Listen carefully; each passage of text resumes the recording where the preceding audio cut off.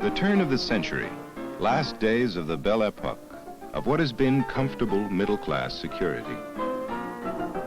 Revolutionary futurist poets and painters warn of approaching disaster.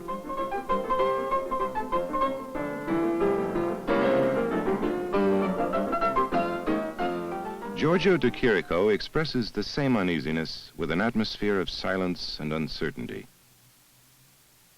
Flat, spectral figures. Dreamlike space. Distorted shadows of lurking menace. The end of the age of innocence.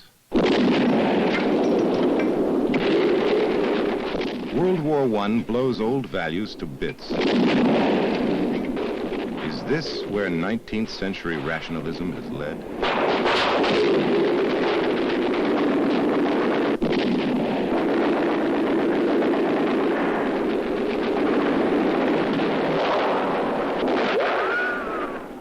Are these the rewards of solid middle-class virtue?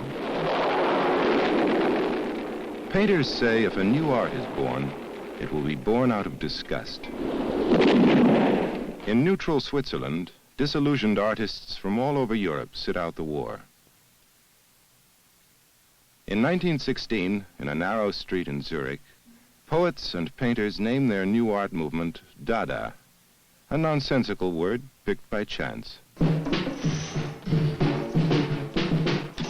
Dada points out the inanity of middle-class culture.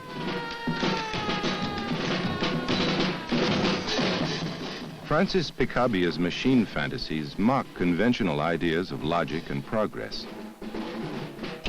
Even the act of love is portrayed as an elaborate meshing of gears. Marcel Duchamp tries to break the bank at Monte Carlo by issuing debentures guaranteeing an interest of 20%. Duchamp humiliates art, says art is dead. Advertisements and commercial items are displayed as anti-art objects to show that the simplest object can be revealing. Man Ray invents rayographs. He meticulously photographs particles of dirt and creates an elaborate sculpture in dust. Banal newspaper ads become dramas which reveal the most secret desires. Anything goes in collage, rubbish, bolts, buttons, anything with image value that is irrational, disconcerting.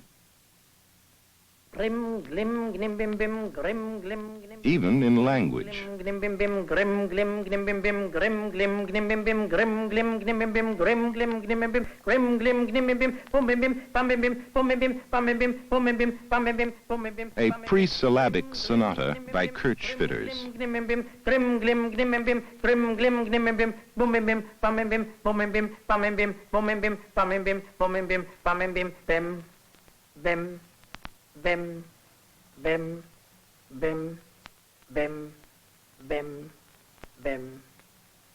Tilla lola lula lola, tilla lula lola lula, tilla lola lula lola, tilla lula lola lula. Grim glim gnim bim, grim glim gnim bim, grim glim gnim bim, grim glim gnim bim, grim glim gnim bim, grim glim gnim bim, grim glim gnim bim, grim glim gnim bim, boom bim, bam bim, boom bim, bam bim, boom bim, bam bim, boom bim, bam bim, bim, bim, bim, bim.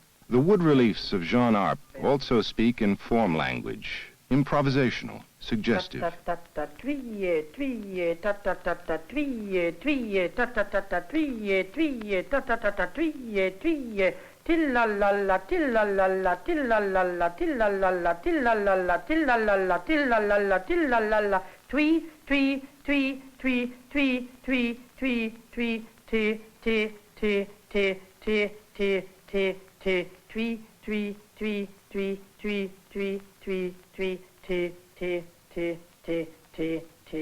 Dada posters and publications increase after World War I.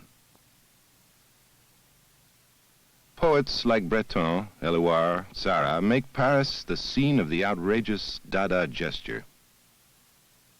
They set the stage for a more disciplined art movement. Surrealism, with its revolutionary declaration of a new art, intense and Freudian. Surrealism will go beyond the real. It will give a system to the irrational, a form to the unconscious. The Surrealists look to the paintings of de Chirico and Corot. Their works parody the sense of purpose and stability in classical painting.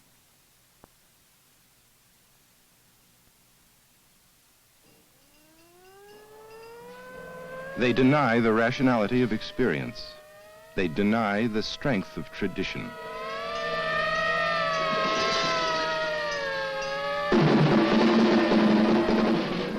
The Surrealists developed their theories at Eluard's country home and at the newly opened Surrealist Research Office.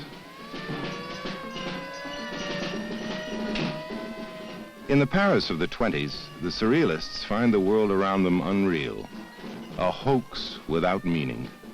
They invite us to leave conventional reality for the unknown.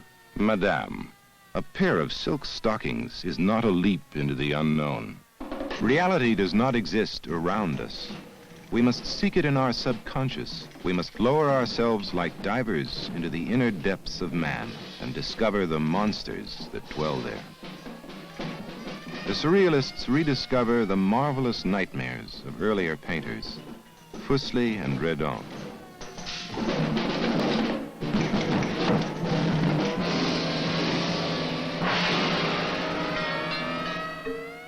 They discover a contemporary, Paul Klee, who adapts Freudian free association to art. The Surrealists hail it as automatic art, art without preconception, art without culture. Although Klee's work is hardly accidental, it is highly informed by painterly vision and discipline.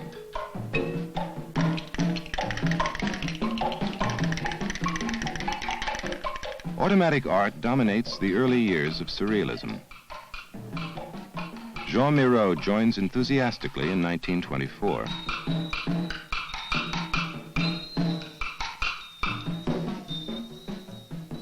Rather than setting out to paint something, I begin painting. And as I paint, the picture suggests itself under my brush. The second stage is carefully calculated. The form becomes a sign for a woman or a bird.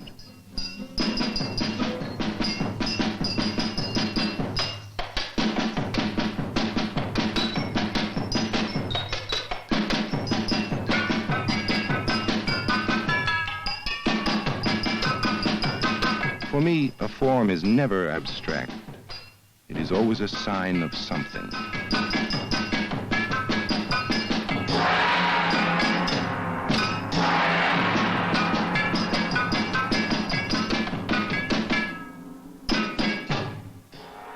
Max Ernst also uses automatic techniques to draw more deeply from the unconscious. He follows the free movement of his hand without preconception. Then he alters the random patterns into bizarre landscapes.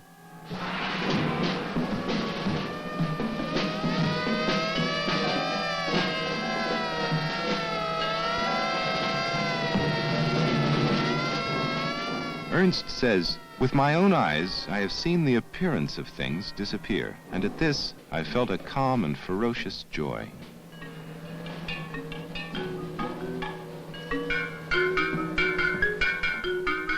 Ernst is also a master of the dream image, of surrealist illusion. He is the complete surrealist, projecting his fantasies and obsessions with unlimited ingenuity.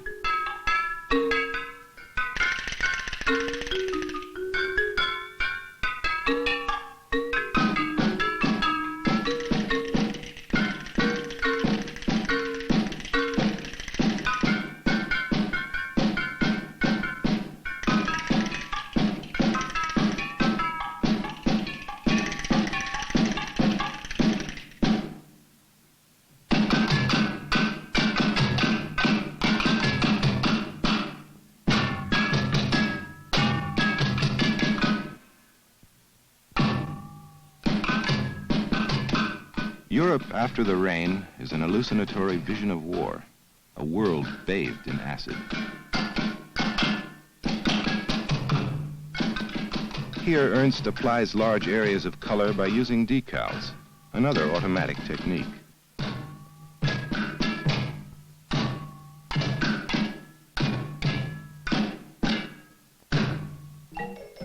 Yves Tanguy combines realistic style with unrealistic forms.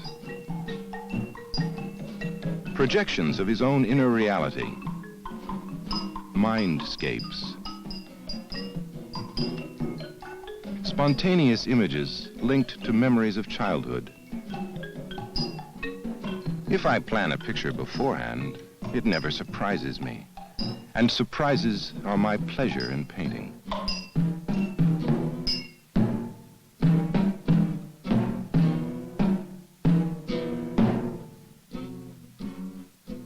Salvador Dali introduces the abnormal in human psychology, the paranoiac. His symbols show a thorough familiarity with Freud. My ambition is to materialize the images of irrationality with a fury of precision.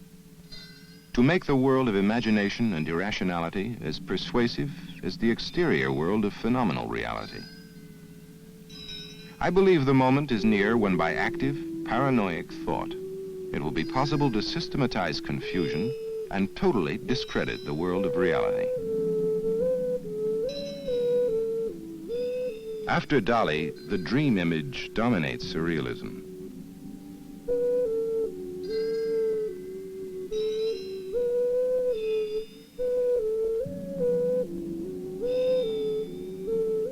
The inner vision of René Magritte is quietly threatening.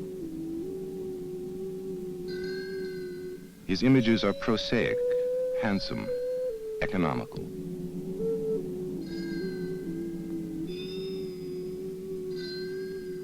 Magritte's originality lies in his portrayal of disassociated objects. Metaphoric leaps which touch off a chain of associations.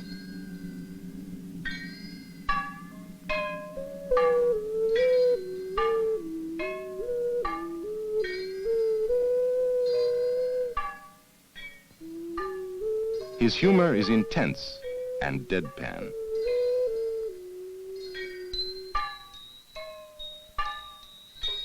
He describes his images as ideas capable of becoming visible only through painting. Paul Delvaux follows in the 30s with an intensely detailed world of illusion, wistful, passive.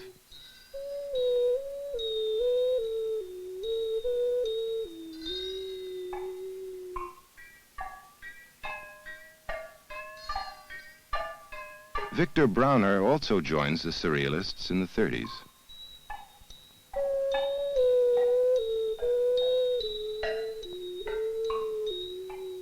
He is influenced by Ernst and by Klee.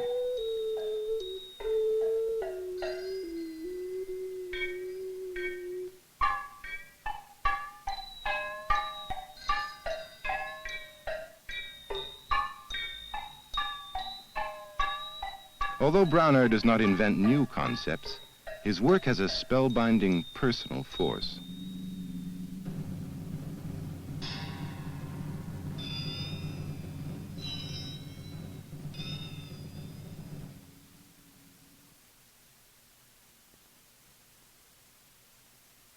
Objects and memories of childhood appear throughout Surrealist work. Alberto Savinio places them in a forest of nightmares. Savinio seizes on classic mythology and transforms it into images of private obsessions.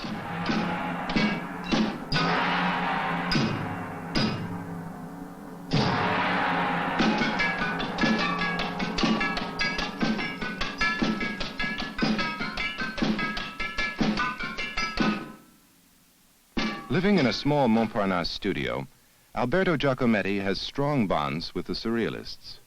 He formally joins them in the winter of 1929. His sculpture shares the fantasy life of Surrealist painting.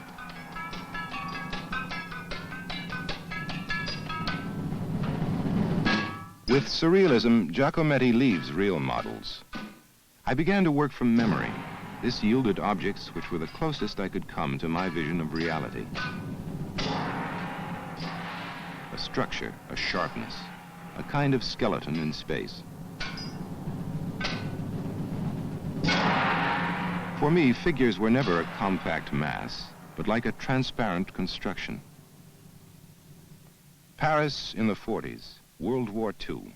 Artists abandoned their squares and cafes to go into exile, ending the close-knit surrealist community.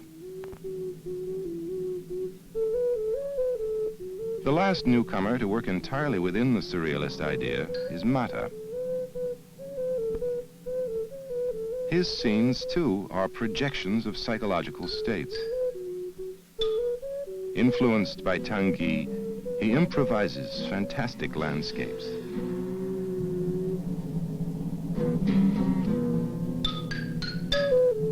Then expands them into galaxies. The mind's journey into its own unconscious.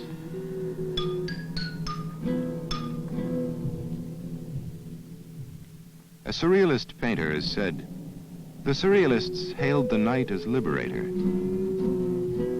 With their dreams and hallucinations, they went beyond the reality that so often hides love and poetry with a veil of hypocrisy."